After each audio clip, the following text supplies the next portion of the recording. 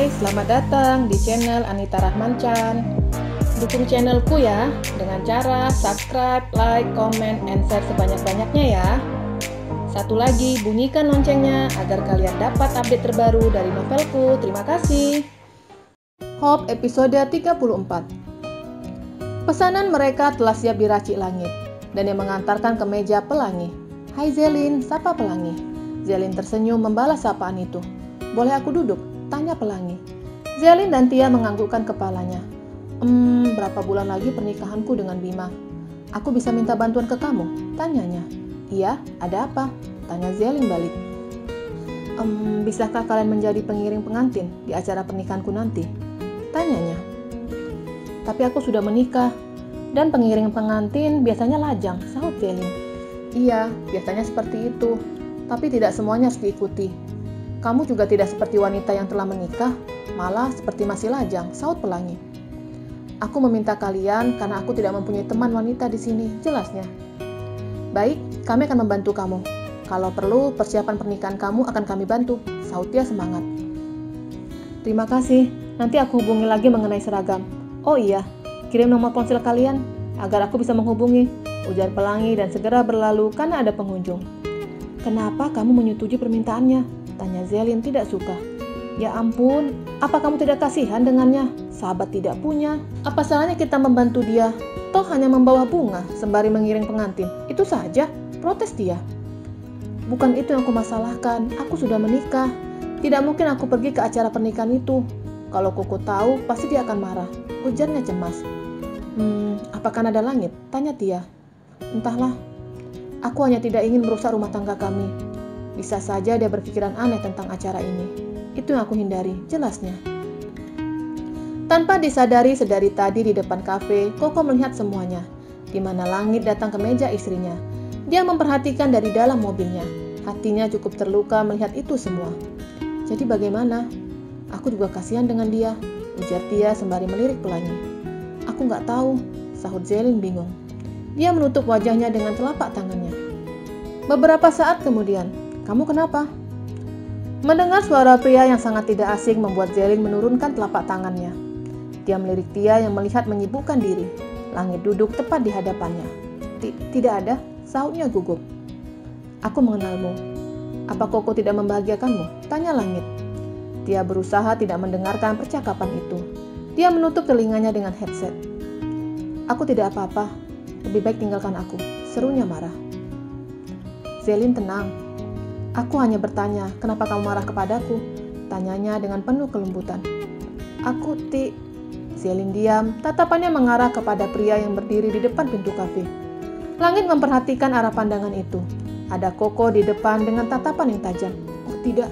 Zelin beranjak dari kursi dan berlari ke depan pintu. Tapi suaminya pergi menuju mobilnya. Koko akan aku jelaskan, teriak Zelin sembari mengetuk kaca mobil. Tapi Koko melajukan mobilnya dan berlalu. Zelin berlari ke arah mobilnya, menyalakan mesin mobil dan mengejar suaminya. Koko tidak melajukan mobilnya ke mansion, tapi ke arah lain. Dan Zelin tahu kemana suaminya akan pergi, yaitu ke apartemen. Koko masuk ke dalam apartemennya dengan perasaan marah. Tidak berapa lama mobil Zelin tiba di apartemen suaminya. Masuk ke dalam lift dan menekan tombol lantai apartemen Koko.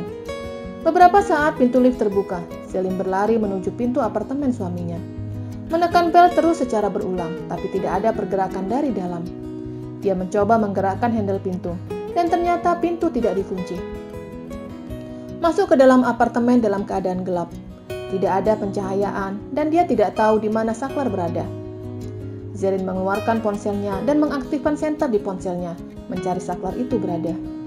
Lampu menyala cukup terang. Koko! Teriak Zelin mencari keberadaan suaminya. Koko, kamu di mana? Teriaknya lagi. Tapi sebuah tangan menariknya dan mendorong tubuhnya sampai membentur dinding. Au! Bagian kepalanya membentur dinding. Kenapa kamu melakukan ini? Teriak Koko. Aku tidak melakukan apapun. Aku tidak tahu kalau itu kafe langit, jelasnya. Bohong! Teriak Koko. Aku berbicara benar. Kalau kamu tidak percaya, tanyakan hal ini ke Tia, ujarnya lagi. Tia dan kamu sama saja. Dia sengaja ingin menjodohkanmu bersama langit, teriak Koko. Tidak, Ko. Yang kamu pikirkan salah. Zelin membela diri. Kamu selingkuh. tuduhnya sembari menuding wajah istrinya. Aku tidak selingkuh, sahutnya. Bohong, teriak Koko. Kamu berpaling dariku karena penyakitku, iya kan? Enggak, Ko, sahut Zelin menangis. Koko mendekati istrinya dan menciumi bibir istrinya dengan sangat rakus dan menyobek baju istrinya. Ko, jangan, rintih Zelin. Aku memang belum sembuh, tapi aku akan memberikan kepemilikan setiap tubuhmu. Serunya sembari meremas benda lunak itu bahkan menyesap. Koko, hentikan, sakit, rintih Zelin sembari memukul badan suaminya. Koko terus menyesap sampai milik istrinya terluka. Dia melakukan dengan sangat kasar. Kamu jahat, rintih Zelin menangis melihat benda lunaknya terluka. Dia menangis terseduh-seduh tak kalah suaminya terus menggerayangi tubuhnya dengan sangat kasar. Zelin terus menangis menahan rasa sakit itu. Mendengar tangis istrinya yang pecah membuatnya berhenti melakukan itu. Zelin terduduk di lantai tanpa memakai busana, hanya celana dalam yang menutupi tubuhnya. Dia terisak-isak. Maafkan aku, ujar Koko menyesal. Aku benci sama kamu, teriak Zelin. Aku hilaf. Aku cemburu melihat kamu dengan langit, ujarnya memohon sembari memegang tangan istrinya. Zelin menepis tangan pria itu dengan sangat kasar. Kamu jahat, teriak Zelin. Dengan merangkak dia mengambil pakaiannya, tapi pakaian itu telah sobek.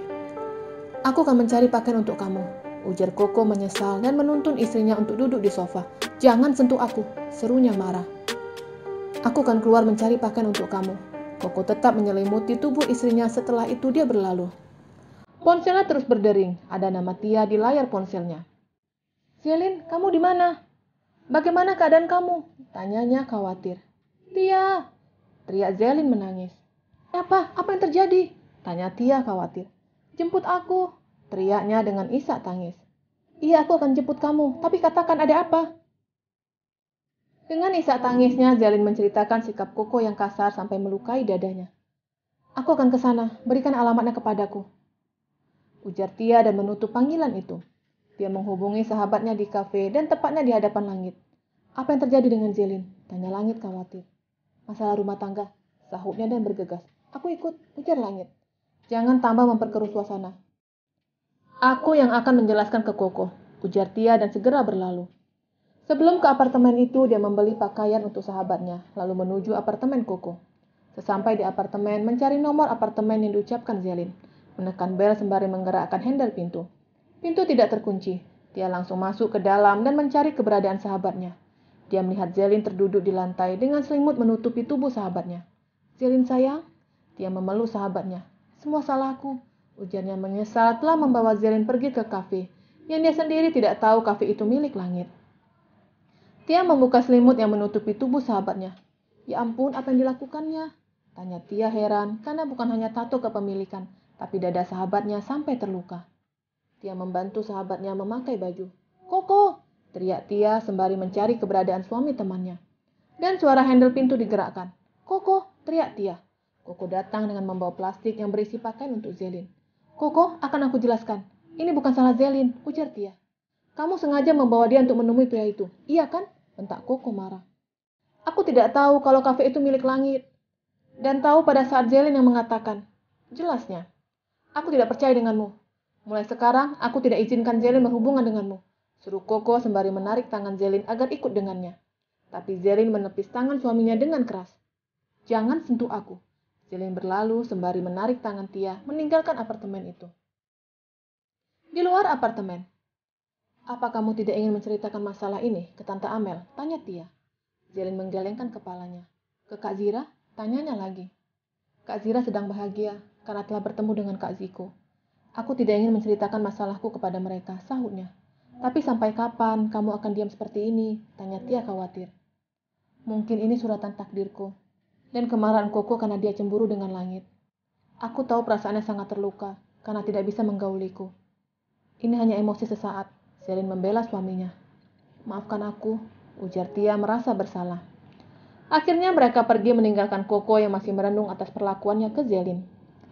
Sesampai di mansion, Zelin berjalan mengendap-endap agar tidak diketahui mamanya. Zelin? Terdengar suara mamanya memanggil namanya. Nyonya Amel menghampiri anaknya yang sedang berada di anak tangga. Kamu menangis? Tanya mamanya memperhatikan manik mata anaknya. Enggak, Mah. Aku sedang pusing saja. Sahutnya bohong. Aku istirahat ya, Mah, ujarnya dan berlalu. Kenapa dengan Zelin? Dia seperti menyimpan sesuatu, gumam Nyonya Amel. Di dalam kamarnya, Zelin kembali menangis, mengingat perlakuan suaminya. Aku masih setia menantimu, tapi kenapa kamu memperlakukanku seperti ini? Gerutunya sembari menangis. Isak tangis membuatnya semakin lama terlelap, dan bangun ketika bias sinar matahari masuk melalui celah-celah jendela. Melihat ke arah samping, tidak ada sosok suaminya di situ. Apa dia tidak pulang?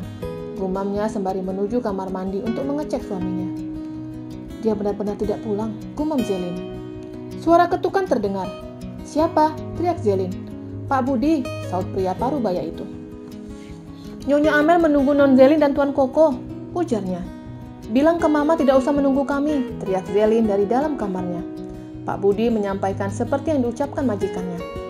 Mama akan curiga kalau tidak melihat Koko di sini, gumam Zelin bingung. Dia terus memperhatikan jam dan memastikan berapa menit mamanya di meja makan.